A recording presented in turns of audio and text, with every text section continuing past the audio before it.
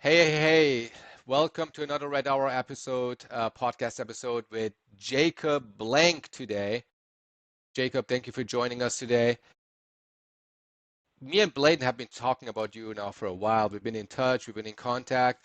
And what I really liked when I went to your YouTube channel is you have that video up actually for 3 years. It's your first video. It says how I turned 4,000 into $4 million at 19, right? But you started when you were 16. Can you Correct. give like the audience some kind of just a high level understanding who you are and what your story is? Yeah. Well, thanks guys so much for having me on the podcast. I appreciate it. I got started wholesaling real estate when I was 16 years old. And my first year, it took me 8 months to get my first deal. After that, I made about 120 grand. And then I went on to but the next year I did about 500. And then by the time I was 18, I had my first $1 million year and I became a millionaire at 18 years old from wholesaling. And I like how you point that out, $4,000 to make 4 million. I think at the time I filmed that video, I was about to turn 20 years old. And it only took me to get my first deal less than $4,000 to get my first deal. So I spent $4,000. My first deal was 30 grand. I took that money, I reinvested all the way to I was 20 years old and I made about $4 million wholesaling. I'm now 23 years old. I've made a little bit over $7 million wholesaling. I own a few other businesses. I'm building new construction here in Arizona. So I've really mastered the game when it comes to real estate. And I started in the same place everybody else starts at. You got no money, no credit, no real estate license, no experience, and you're trying to find out how to flip houses. But the only way to do that is through wholesaling, right? It's the lowest barrier to entry. Out of any other industry that I could think of. And you're getting into one of the absolute best industries ever where real estate's created more millionaires than pretty much anything else out there. And so I started with basically nothing. Wholesaling real estate, doing that first deal completely changed my life and put me to where I'm at now. This is amazing, man. A few things that you said that right away I was like, follow-up question here. So you're 23. You started when you were 16. That's 7 years ago. So we're talking about 2018, 2019-ish, right? Yep. That is pre-COVID. Was the market back then as saturated as today? Yeah, I think I'm a believer that any avenue to make money is saturated, no matter what it is. Hmm. And I feel like, yeah, at times it could feel like there's a little more people in it than at other times. But in a sense, if there's a way to make money and people know about it, there's going to be a lot of competition no matter what. But the thing is, when you do the business effectively, there's a very small group of people actually doing the business effectively. So you kind of cut out a lot of the competition when you do have the right systems and the right strategies. And if you do that, there's a piece of the pie for everybody that's doing this business effectively. Um, yeah, pre-COVID, the market was great when I got into it. During COVID, it was even better. That's when I made the most of my money. There was a couple of years after COVID that were a little bit tough. And now I think wholesaling, you know, I don't think it's like as great as my prime years 2019, 2020, 2021, and most of 2022. But I still think we're on a comeback and I think it's really great right now. And I don't think that somebody as young as me in business is able to go through as many cycles. They haven't been major cycles, but that I've been through in such a short amount of time.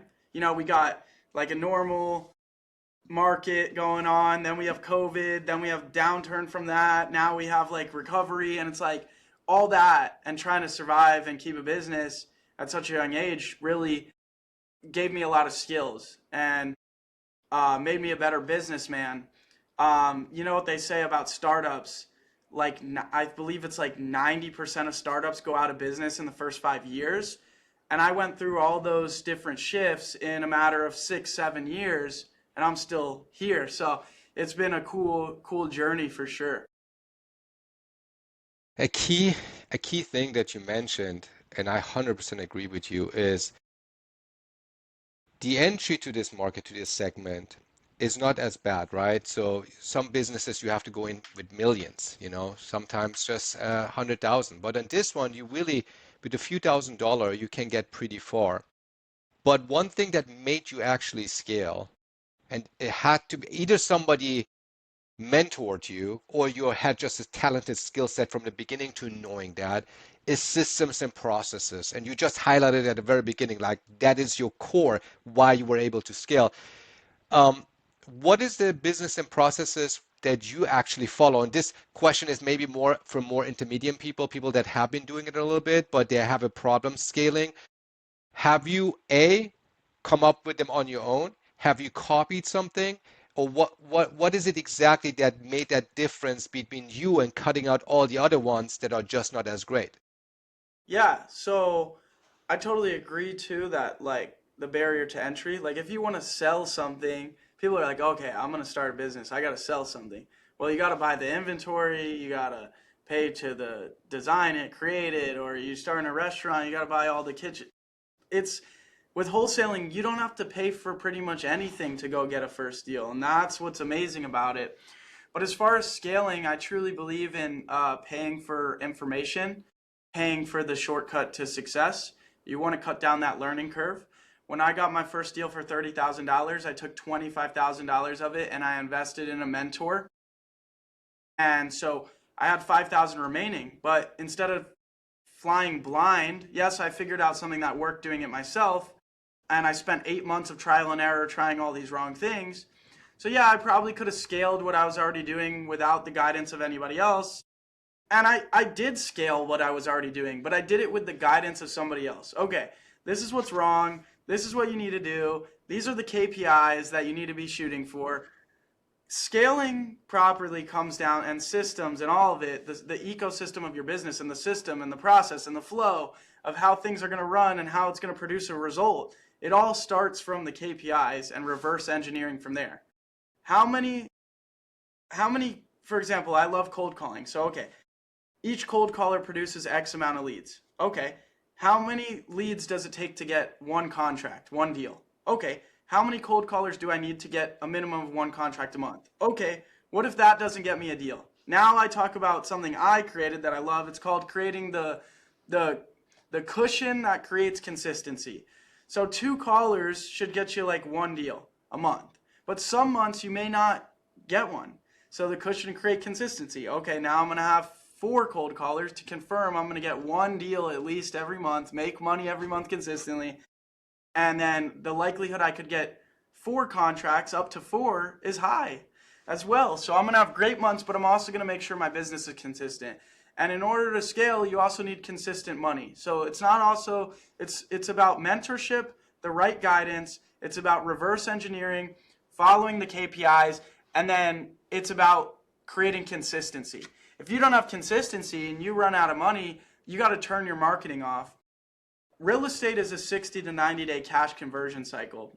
If you're trying to scale, the worst thing you could ever do would be pause your marketing. That's going to set you back 30 days minimum, probably 60 to 90. So I think those three components are key to scaling. And you mentioned systems. There were systems that my mentor had. They had been in the business longer than me, so their systems were more developed. I was able to watch from an outside perspective and say, okay, these are the things great about their systems, and these are their blind spots. That as an outsider that doesn't have a million things going on, that's like new to this, that has a more, when you get into business, like I run like 5 companies now, so like it's hard to pick up on certain things, and that's where they were at. But I was starting out, I had a clear mind to see this is a mess in their process. This system's bad. And so what I did was I took those systems, tailored them to what I felt would perform better, but it was based on proven concepts, and that's what created the systems that I have today. Man, I speak to a lot of people, and you laid this out so well within just a 2, 3 minutes. Literally, if anybody wants to take anything off this podcast, just take the last 2, 3 minutes. It sums up the blueprint on what you need to literally do in order to be successful. And you know what the funny part is? When I got started, I heard things like that too, but it was so hard to get my head around it. It was Yeah. so hard for me, man. I mean, it took me a long time for me to, even though I knew KPIs are that important, even though I knew everything that you said is so important, for some reason there was such a blockage not allowing me to actually sit down and do it. And you know what really helped me to overcome it? Hmm. It's AI. Yeah.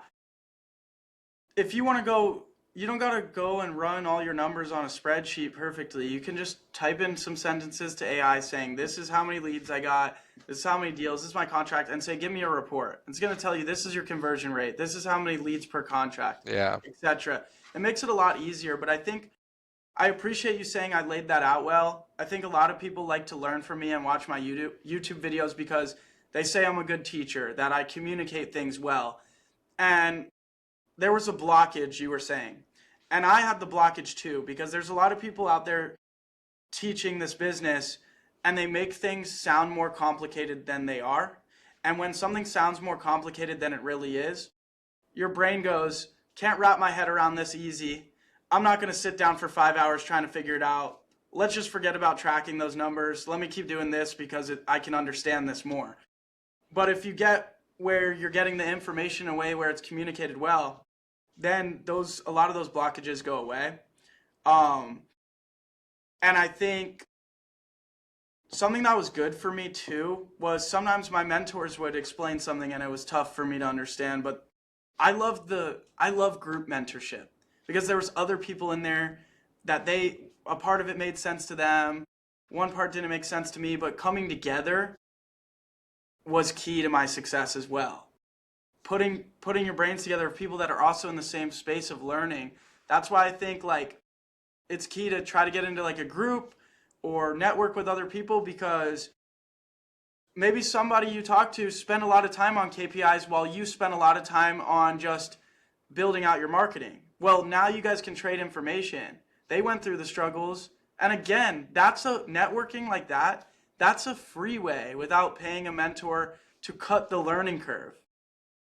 And that's 100%. another thing I love about this industry too. Name another industry where people are so much of go-givers, willing to share with each other, willing to help each other out. There's not another industry out there where people are so well connected and willing to help. True. And name it also another industry other than insurance maybe that gives you such a big return of your investment in time and effort. I Yeah, don't know any. like you could go watch Shark Tank and they get up there with a product and they're like, our margins are 25 cents per unit. I watch it every Sunday with my daughter, so I know exactly what Yeah. you're talking about. Yeah, We're yeah, making 4% margins. yeah. I would never want to be in a business like that.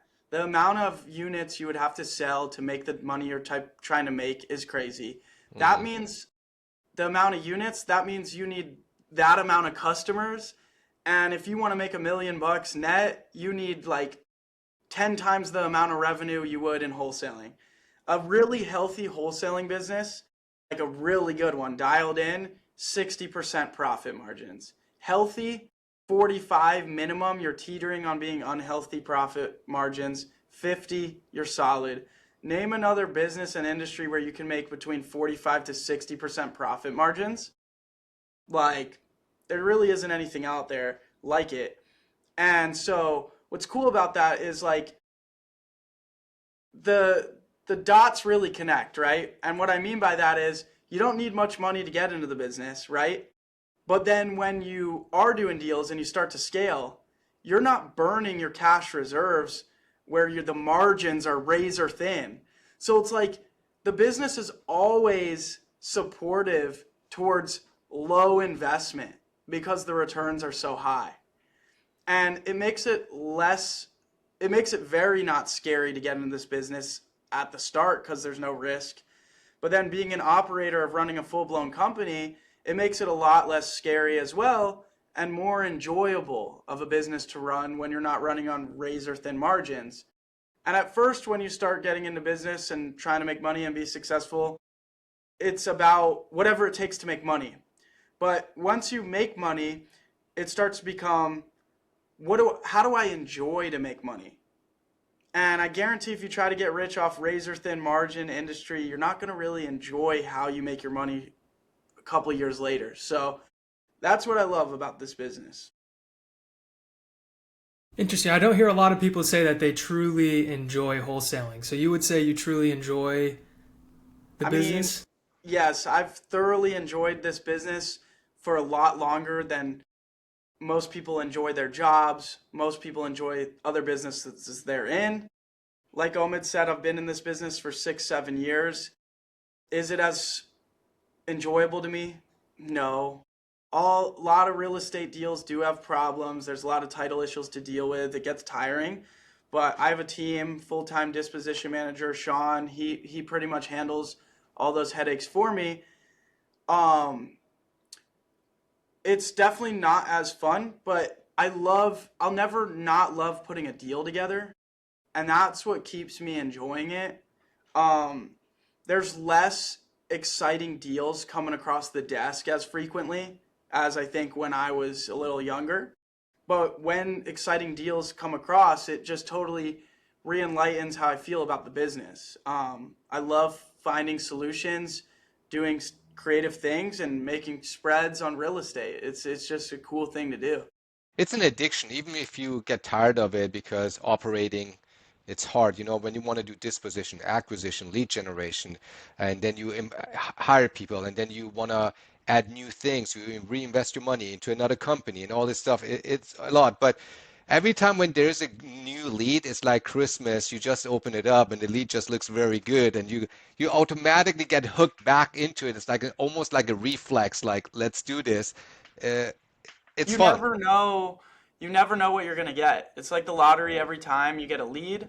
And what's cool about texting too, which I love Zeit Blast, and I think texting is great because you get that feeling about the lead like right when they start responding. You can get a feel like, ooh, this one's they seem interested in texting back and forth, and it like gets you going. Something cool about real estate that keeps me loving it too is some other things you can do are not tangible. You're selling stuff online, you never see it in person, you never see the people who bought it in person really. But with real estate, I drive around town here and I've done 200, 300 deals in my own market over the years and hundreds of other deals across the country. But like I'm doing new construction for my dream house, but literally down the street and to the right is a house I wholesaled and made a $20,000 assignment fee 3 years ago. It's like I drive around town and I'm like, oh, this seems familiar. Oh yeah, I did a deal over there and it's cool and it's tangible. Um, you want things that feel real, so then you see the results real time. So that's been really cool. And also like when the market got tough, I jumped in 2022, I jumped back on the phones myself for a couple years, for like a year and a half. And I had a great time doing it. I hadn't been on the phones for like 2 years prior to that. And before that, I was on the phone for 2 years straight, nonstop, building the business till I could delegate. And I do get tired of, dealing with sellers and making the calls after a couple years of doing it. But then I can always like step away for a bit, have the team be the only people making the calls, and jump back into it. Mhm. And my love for it is right there back where it was. I never know what the next dial is going to bring me. It could be a $50,000 deal. Like from me being on the phones again, I got a $123,000 deal I closed last July, and I got it under contract, but it took like a year and a half to close because there was just delays. She wasn't ready to move. She was trying to get her other property ready to move into, but like helping her out and figuring out all these issues and giving her cash for keys so she had the money for the moving truck, like, and then boom, you make 123 grand. Like, it doesn't get any better than that. And that's why I'm always ready to jump back on the phones, especially if there's good leads to call. It doesn't get any better than finding a marketing channel that works consistently and spits off leads to you. The most important thing in this business is healthy opportunity flow. And if you have that, it makes it fun to call. But if you don't have good marketing and you don't have healthy opportunity flow, it's not fun and you're not going to do deals if you're sitting around twiddling your thumbs all day waiting for your next lead to come in. You know, you know, it's a little bit like a drug. Similar to you, the first 2 years, I was the one doing the calls nonstop. Boom, boom, boom, boom, boom. And then you hire people, it doesn't work out. You fire, you hire, you fire until you find the right people. And then you find one and then you don't call, or maybe two, and you don't call for a long time. And then when there's a dip in the market, you're like, maybe I should go back on the call because I know I can do it much better than everybody else in the business because I've done it 2 years nonstop. And I just rewrote, I haven't done calls now for probably a little bit over a year. Again, stop doing it. And I just finished this morning. We've been working on it for 2 weeks on a new script. Okay. It has a diagnostic approach. It's like a diagnostic approach of a script. It's not like hardcore sell. It's more like let's find what you need and we fix your problem. And I like this script so much that I put time to the side because I want to try it out because I'm excited for new ammunition. Sometimes you build your new ammunition, you're like, oh wow, I think this is actually good. This is something, and it sparks up again that energy. I guess there's a difference between just chasing the money or enjoying also building your business. The 100%. reward is the money, but if you enjoy building a business, you enjoy the hunt, you enjoy the struggles that it comes. It's not always enjoyable, but you're okay with dealing with it.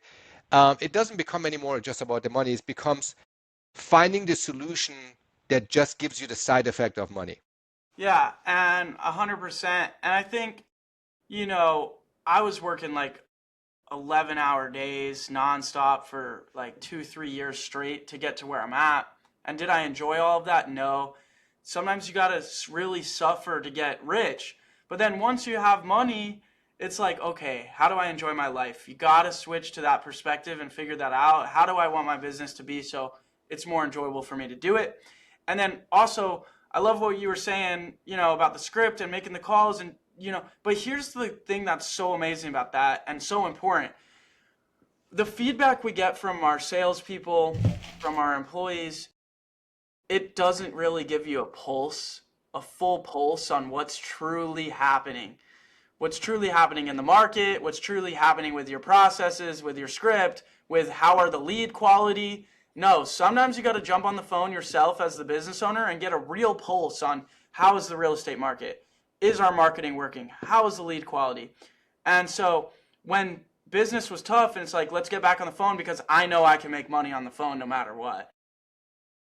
And they're all complaining about the leads. They're complaining it's hard to get deals. Let's see if I can do it, right? And then not only are you getting a pulse on like the truth of what's happening, but you go ahead and lock 5 contracts up in a week and you go to your team, why haven't you been able to do this? All you're complaining about is lead quality or the market.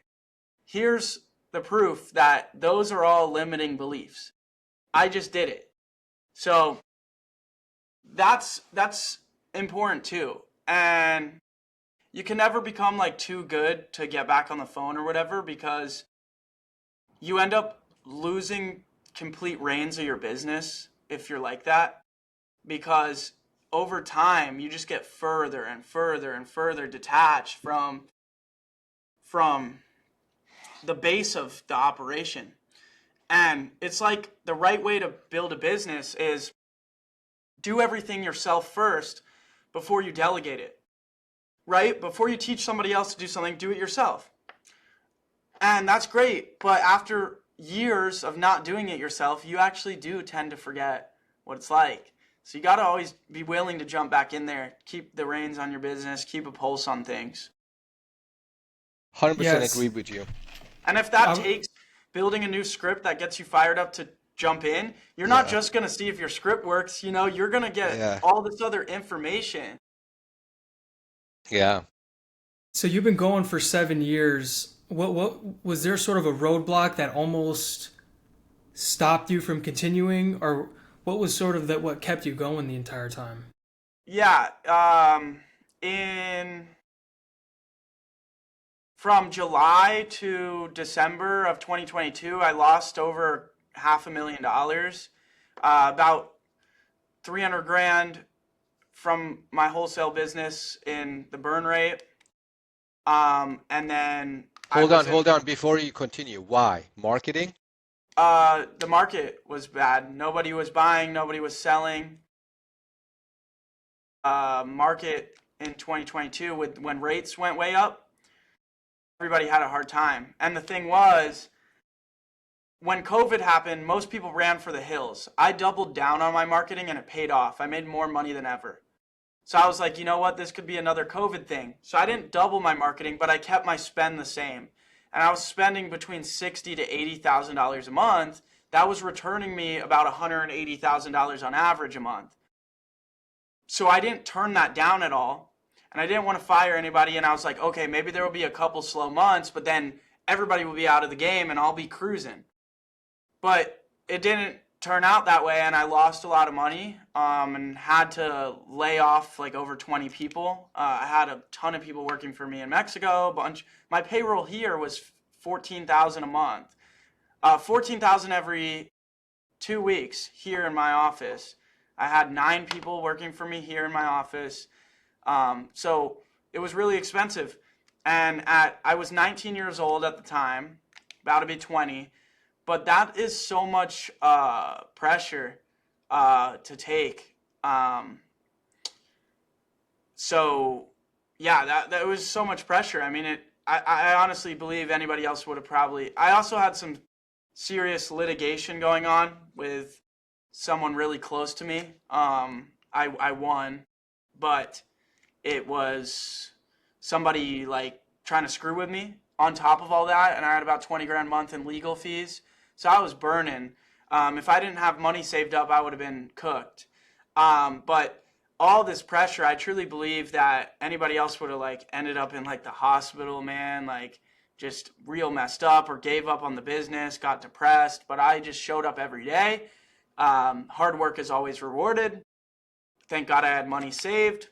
Lost about $500,000, but made it back, you know, and kept my business going. But yeah, that was the point where it got the hardest. But most people can't relate to that. So people can relate. That was also one of my breaking points. Was it took me 8 months to get my first deal. 6 months into that journey, I did get a deal under contract finally. And when I walked a buyer through it, my good buddy Zachary Keeps, he owns about 230 houses here in Arizona. I walked him through it. He pointed out all these foundation issues to me that I didn't notice because I didn't know what I was doing. Turns out the seller already had a bid for $13,000 in foundation repair. The numbers on the deal no longer made sense. So after 6 months of trying, that's like 200 and some days of waking up every day and deciding to do the same thing and deciding to keep trying. Most people can't do that. They give up. And so I was really bummed out. Fortunately, though, I woke up the next day and kept after it, and a couple months later got my first deal. And so that was a really hard and low point. But I think what kept me going was like people don't really take into consideration what dedication truly means. Dedication means it's a promise to yourself that you made. And if you really do make that promise, you're not going to let yourself down. So I really was sure about that. Like, I know, like, it's not my favorite phrase, but like, I'm going to succeed or I'm going to die trying. But like, really, that was it. I had already invested so much time that it was like, I was not going to turn back now. So yeah, those were the two hardest points for sure. I remember these moments. I think anybody that builds a business will at some point go through these moments. I truly believe that. I had one of similar situations just last year, also litigation, a huge one, a lot of burden, a lot of financial burden. And then also when you grow your business, all that money that comes in, you reinvest it again, right? You have dreams, you have visions, you have goals. And that's why you took the first $25,000 from your 30 and reinvested, because that's just how entrepreneurs work, right? And then you find yourself when over a period of time things are not going well, which happens, and you have all that cash burning on a month to month, the first thing you're going to say to yourself, which I have too, well, I'm building momentum, it's going to go up again, right? But if you don't have the right KPIs in place and you cannot see in a bird's eye view what is actually the bottleneck, that's when you're just going to burn without knowledge, right? Yeah. So you want to be very intentional about how you spend money, but you have to go through this cycle kind of to learn about it. Even though Yeah. everybody talks about it, you have to kind of experience it. At least I'm one of those people that doesn't not necessarily always learns from others. Sometimes I have to fall down myself in It's the order to best learn it. teacher. It's the best Yeah. teacher, learning from your own mistakes. Yeah, you got to know when you're holding on for too long, for sure. Um, and it's very important to save your money. Most people in this industry blow all their money to try to look rich when they're really not. And then when stuff happens, instead of keeping the foundation of your business alive, you just have to completely shut down because you don't have the money to do it. Even in the hard times, I always kept my marketing, going, and I kept my core best sales guys. I kept my infrastructure. Okay, we're going to survive. Maybe I'll break even most months or lose money some months, maybe make a little bit of money some months. But if I keep this foundation, I know the market's going to get good again. I know it's going to get good again. And if I have this, I'm ready to capitalize. While everybody else is sitting on the sidelines waiting to then rebuild when it's good, I'm already cruising. So that's why, saving money is so good. The hardest thing about um, being, this is more for if you're, pretty successful, you've built businesses, and then you go through something like we just spoke about. What happens is when you're winning, you'll feel like you'll never lose again. And when you're losing, you'll feel like you'll never win again, but neither are true. But you really get stuck in that. Um, and it makes it tough because when you're losing and you feel like you'll never win again, you question yourself. Am I really not that smart? Did I just get lucky? Right? All this self-doubt, this imposter syndrome starts coming in. And when you're winning and you feel like you'll never lose again, you just feel like you're the smartest guy ever. You have it figured out, best businessman around. So it's just tough. So you got to remember those two truths because neither those two statements because neither are true. And as long as you can weather the storm, you'll be good. Keeping the momentum. I see people when they start in wholesaling, they do 1, 2 months of calls, and then the third month they just stop and they think they're just going to pick it up on the fourth. I'm like, no, you just wasted the first 2 months. The, the third month is the key to keep the momentum. The fourth month is the key to keep the momentum from the third. You have to go. If you lose momentum, it's just going to be harder again to get back to it because you have to rebuild again that lead flow, deal flow, and Yeah, it's whatnot. a 60 to 90-day cash conversion cycle Yeah. business. That's one thing about this business that is a downside, that how long it takes you to see the return on your investment. But the return again is a 60% profit margin, so can't beat that. But yeah, never turn your marketing off. If you need to slow your marketing down and spend a little less, okay, but at least you're still having leads and opportunity flow come in. You never want to turn it off. I actually do the opposite. When people slow down their marketing throughout the holidays or throughout something, I actually double down on those because I'm saying like, great, the market share that everybody else is giving away, I'm gladly taking them. Yes, Give yes, them all to me if you guys don't want it. You guys want to go on all these dinner invites and just do whatever you want to do, do them. I will actually wait and make that money because in January when you guys gonna struggle, I'm already like 10 steps ahead. That's kind of my mindset. But 100%. Jacob, one thing that is interesting what you mentioned at very early is you have 5 companies, right? Yeah. What are those 5 companies that you have right now? What are they? What So my industries? wholesale real estate business, I own the call center launchva.com. I own Wholesale CRM, wholescalecrm.com, which is my CRM. And then I own my nationwide education company teaching people how to get into real estate. And then I own DataSkip, which I'm working on selling that back. So it'll be 4 soon, but I've been owning DataSkip for a little bit over a year. Yeah, I know they just got acquired, right? It was just a year ago when they Yeah, got acquired, yep. We right? acquired them, and then we acquired them, but it's with the same partners that I own Launch VA with, and we just want to focus mainly on Launch VA. The call center's growing great. We have over 150 agents right now. There's about 45 wholesalers working with us, crushing it.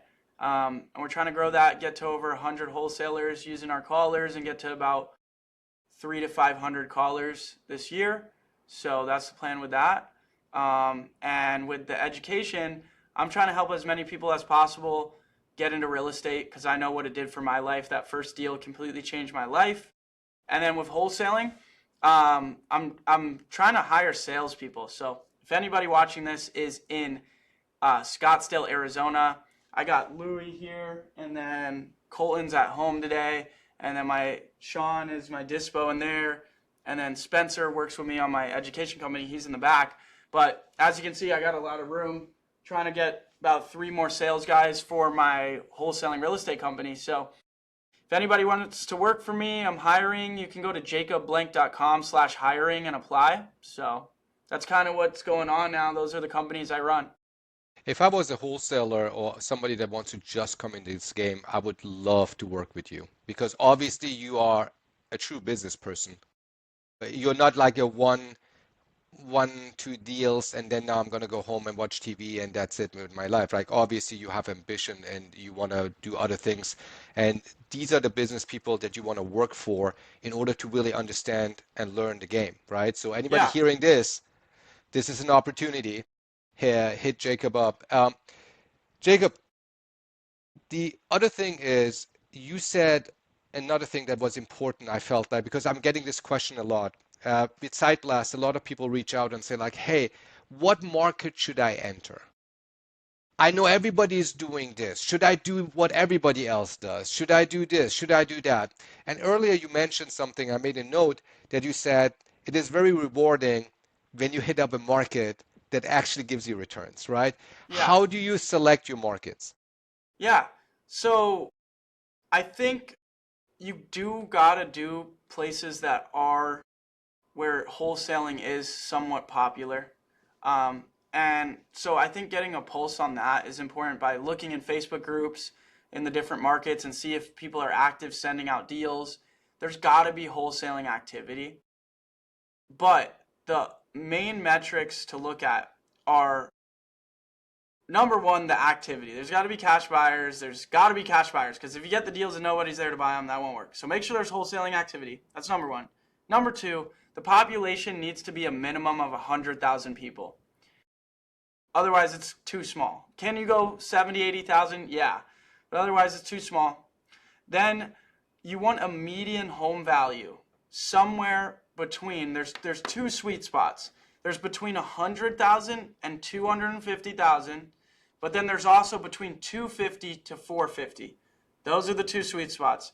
So if the market has activity of cash buyers, there is 100,000 minimum population, and your median home value fits into one of those 2, it should be a solid market. I agree. We also target 100 to 400 or 100 to 450. Those are the sweet spots because that's where you actually also making the biggest, for me personally, the biggest return and the most negotiation room. Yeah, so you'll make bigger deals and more money in markets that are between 250 to 450 just because the prices are higher. You can make bigger spreads, but usually it's easier to do deals in the lower value markets. People are less sophisticated.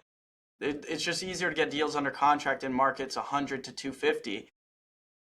But that's why I'll never just only do a market that's on the lower median home value side. I'll always do a 100 to 250,000 market, and then also a higher value, 250 to 450. Make sure I'm doing, mixing it up. Same way I use Zeit Blast, but I'm also cold calling. I'm doing 2 things, right? So if one's a little bit slower one month, I got something else to pick it up, right? Again, that's creating the cushion to create consistency. If I want consistent deal flow, but I also want big deals, it wouldn't make sense to just do a low value market. It makes sense to do both. So I can consistently do big deals, but also make sure, I'm doing a market where it's easier to get contracts. So at least I have deal flow no matter what. So it's all about creating the cushion to create consistency. That's how you do deals every month. You know, most people can't crack the code. They do a deal 1 month, they go 2 months without a deal. Guys, it's that cushion. You got to create that. Again, if anybody wants to start wholesaling, I think this is the podcast you should listen to, this episode. I mean, you're getting so many nuggets here in such Yeah. a short period of time. Tell us a little bit about your educational program. What type of students would be best fit for your program?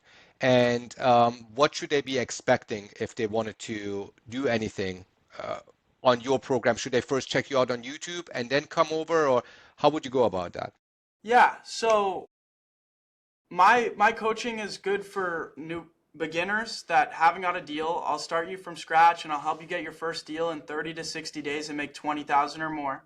And if you're already doing deals, I'll show you how to scale up, get consistent, and make over 100,000 a month.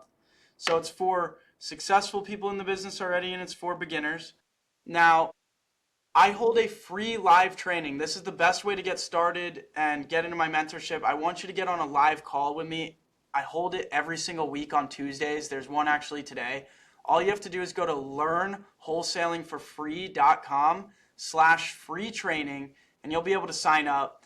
Basically, in this training, I go over my 7-step process, proven process for wholesaling success. And then at the end, I give you the opportunity. I run through who's qualified, who would not be qualified for my inner circle mentorship, and then you have the opportunity to apply for my inner circle mentorship. So in my inner circle mentorship, you get a full university, which is videos on the whole business. You get my full sales mastery training, which is the same sales training I used to train my sales guys that I've been building over the past 5 years. And then you get my Inner Circle Vault, which is my business in a box. Everything I built for my company, I give it to you. But most importantly, when you're in my Inner Circle mentorship, you get direct access to me. Every single week, you're going to get on a 1-hour call with me where you're going to be able to talk with me every week, where I tell you what to do step by step. I help you set everything up, and I answer all your questions so you're set up for success. And And the that's cool one on thing one. is, it's a group mentorship, but very small group. And there's a group call with me every week for people that are newer, and a group call with people that are more advanced. But it's very small group. So you get a lot of time with me. And the cool thing about my Inner Circle mentorship is once you get in it, it's lifetime access. So you could be meeting with me every week for an hour over the next 1, 2, 3 years as I help you grow and scale your business. Nobody else is offering that. Because here's the truth, guys. I want to see you get to $1 million a year. One of my students, Josh Jones, I took him from only having closed 2 deals. He had made $45,000. There was an 8-month gap between his 2 deals that he had done. He worked with me, and within 6 months, he made 300 grand. And now last year, he made just under $1 million. He made a little bit over $850,000. I've been working with him for about 2 years now. That's what I love, because yes, I love teaching people how to get their first deal, but what I enjoyed the most is teaching you on scaling and seeing you get to like life-changing money. That's what's so cool. So that's why it's lifetime access once you get in. So yeah, man, that's what I'm doing. So make sure you go to learnwholesalingforfree.com/free training, sign up. And yeah, thanks for letting me shout that out. Because if anybody got value from this podcast, I'd love to coach you. Honestly, for me personally, just what I heard within the last just how long are we speaking? Like 50 minutes or whatever that is. I think the information that you shared was so valuable and so straightforward that you would be one of my choices to take a class from. Seriously. I Thanks. I took so many classes just because, just like you, I reinvest for myself and my business. Yeah, I took really all the classes. I was a part of Sub 2, Richard, Eric, then a bunch of other people in Texas, and a person in Florida, right? Because I want to know what are they doing? What is right. different about what they do that I'm not doing? Even if I know already the basics of wholesaling, right? And everything, and maybe I'm already making a lot of money, which last year, as an example, I've joined 2 mentorships, not because I wanted to know what wholesaling is. I wanted to see their operations, Right. right? And that's what I paid for.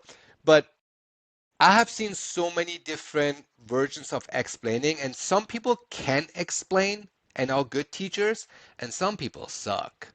Yeah. They make it more, they can't Yeah, communicate it well. They don't, yeah, they make it more complicated than it is. yes, yes. And like you said, straightforward. Get rid of all the BS. Let's just talk about actionable stuff, right? Mm. It just makes it way easier to do the business. And so I appreciate that. And that's why a lot of people join my inner circle. They've been in other mentorships. And they find that the way I teach and the way I put this business across is much more easy to go take action on. It's much more digestible to understand. So appreciate that, man. Absolutely. As Bill Gates says, and I'm not a big fan of Bill Gates, especially with all the things that is happening Yeah, right now, but I think one of the things that he said is if you cannot explain something with just a few sentences or words, then you don't know what you're talking about. But if you have to over explain, that is then right. there's something not right, right? So I highly believe in that. I really enjoyed our conversation, and I think we should maybe talk about um, next time when we meet about some other things, some other business ventures that you probably, the way you tick, I already know you already have other plans for 5 years to 10 years from now that Yeah. yeah, yeah. I would Yeah, love no, to we know more should. about those things too. Yeah, Yeah, this was a great conversation. And also, I'm going to put this on my YouTube channel as well. So, any of my yeah. viewers watching this, guys, Omid owns Zeit Blast, and Bladen helps out all of my students with Zeit Blast. It's a text blasting platform that I use for myself and my business. It's the best one out there, I believe, because it has the highest deliverability by far. It uses spinners to change your message each time it sends. It uses 4 different messages that are alternating. So that way you get through the carriers and actually get delivered to the sellers. So then they actually get your text message. If you don't get through the carriers, your marketing's not working. So I found your guys' platform to be phenomenal. And so if anybody's doing text blasting right now and you want to switch to a better platform, I even think your guys' platform is actually a better cost than what most people are. Guys, they don't charge for any text after the first message. So back and forth, nothing. I mean, it's just a no-brainer. A lot of my students have switched from other text providers to go with Zyblast. It's truly the best out there. So if you're looking to get into texting, or if you're already doing it, I'm going to put a link down below on my video for all my people to watch to check it out. It's truly a game changer. And I thanks, guys, for appreciate that. supporting my business with your platform. Thank you, thank you. I appreciate it. And you know what? I come like every 2, 3 months. I actually travel out to Arizona. Next time maybe come, maybe we should spend some Yeah, time together and hang out. let's do Um, it. Bladen, anything else we should cover? Anything you want No, to man, I talk about think. Epstein or no, I'm joking. It No, is everywhere. It's like consistently. Go ahead. Yeah, it's yeah, crazy, yeah, baby. yeah. Jacob, I was gonna ask you, when's your house gonna be done? Yeah, so we're about 3 months out. I bought it back in July, but I didn't start any of the architect or permitting process till about September.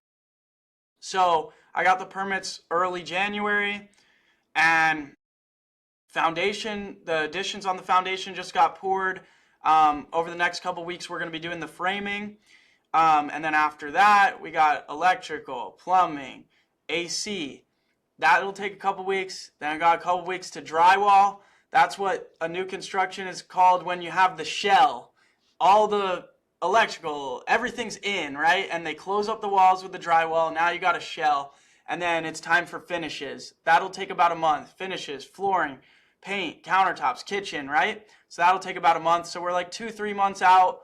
Looking forward to it, man. I'm so excited for it. It's truly going to be the moment where, like, okay, all my hard work has paid off, right? You can make all this money, but when you have nothing to show for it other than a number on a screen, it's not really tangible. So this is going to be really a big moment for me. Thanks for asking about it. Awesome, man. Yeah, congratulations. Thanks, I've man. been keeping up with your updates, so yeah, I Appreciate just was it. curious. How big is the house? How many bedrooms? It's a 4 bed, 2.5 bath, 2,500 square feet. It's on a 14,000 square foot lot with like the pool is super deep, a diving pool. I'm putting, you know how people do those shipping container conversions where they turn it into like a Yeah, yeah, gym or yeah. like a Yeah, guest yeah, house. yeah. So I got one of those. We're putting AC in it and insulation, putting a roof on it. I'm turning it into a gym slash a pool house. I'm having a basketball court slash pickleball court.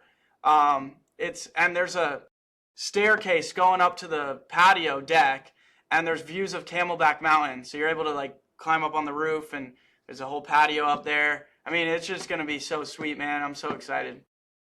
Hell Do yeah. you care to share how much the building is going to cost? Is that Yeah, okay to ask? no, definitely. I share. I share.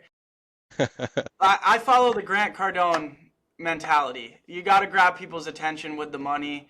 Good. And everybody that knows me, I'm a super humble person, but it's like, how else are you going to get people to pay attention if they don't see you're making a bunch of money? So I share everything, man. So I bought the house for 634,000. I'm putting about 450,000 into it. All in, I'll be at about 1,070,000, and it should be worth um, conservatively between 1.5 million to 1.7 million. So I'll make conservatively minimum around like 500 grand in equity or more, right? And equity adds to your net worth. So it's a big move to do at 23. It's a big increase your net worth move to do at 23 Mm, years old. absolutely. There's 3,000 square foot new construction a street over that's sold for 2.1 million. Obviously, mine's 2,500 square feet, but mine's on a bigger lot, and I got that accessory dwelling unit with the gym. So I think honestly, I could be seeing a 1.8 million ARV, but like to stay conservative. That's how you don't shoot yourself in the foot. So minimum, Always. I'll get 1.5, but like I'm building my dream house. There's no way I'm gonna lose money. I'm gonna make a bunch of money. I'm gonna be able to live there. It's a custom home, so I got to design it. And also, this is my way of safely getting my foot in the door with new construction. Because I can't lose. If I'm over my head on it, I'll just hold on to it for 5 years and I'm good. Whereas if it was like a quick resale new construction, there's a lot more risk. So I'm learning the process in the safest way possible. This is strategy, man, and that's how I got to where I'm at this age. It's trying to be as smart about my the moves I'm making. So I have started looking into construction myself since November of last year, and I joined two groups. Forgot the names. Is this young kid in Texas? Um, Got his name. I should send it over to you. And his content is really good. He does these videos that are just about 10 minutes long, and he goes through all fundamentals and whatnot. And there's this other guy, Terry Hess or something like that, from North Carolina, but he talks so much, you want to shoot yourself half in. So even though I paid for it, I'm like, I cannot listen to this guy, so yeah, I'm listening to the you other need guy. somebody like me that just shoots it straight.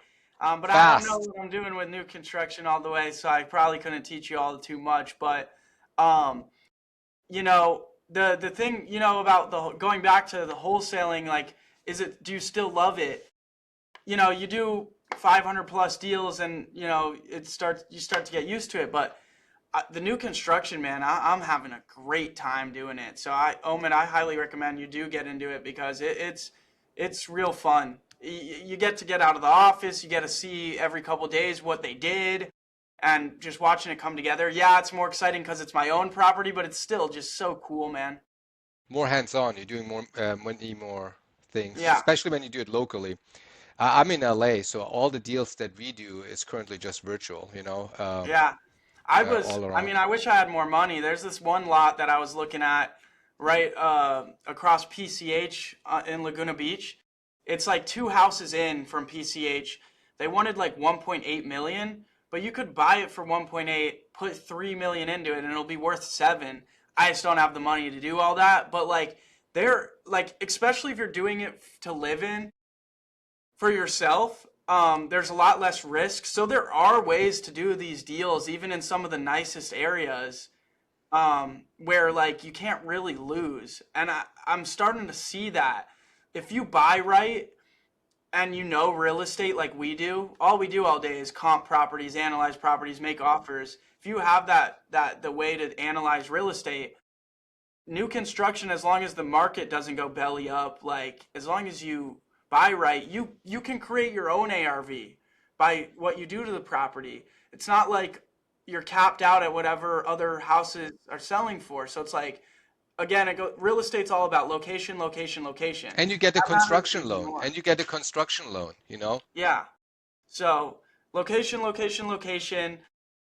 And if you understand that, you can have a lot of fun doing new construction. And if you're going to live there too, you could do some crazy stuff.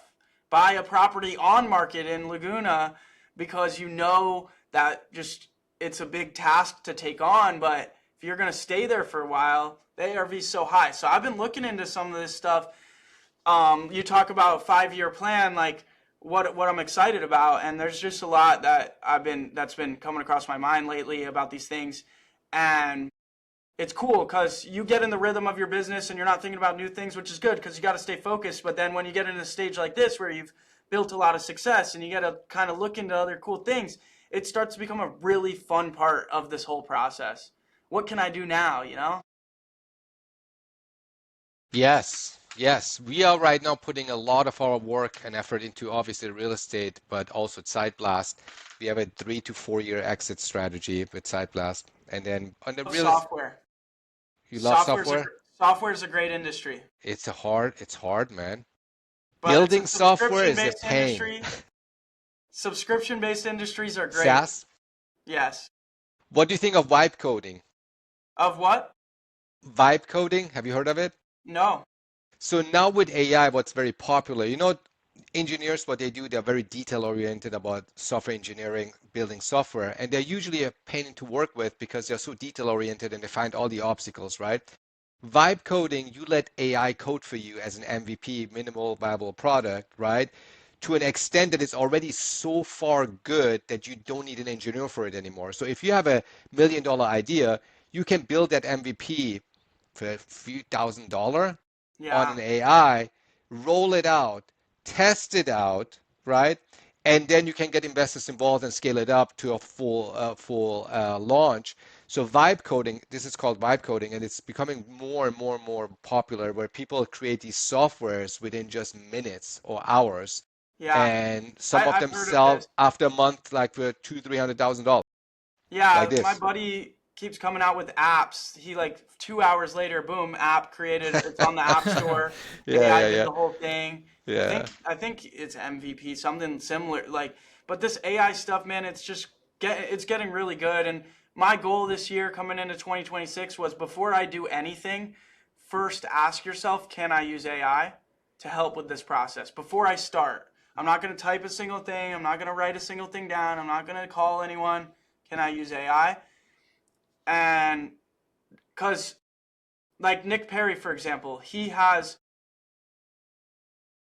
um, got so used to using it that he uses it always. You got to like train Same. yourself to use it.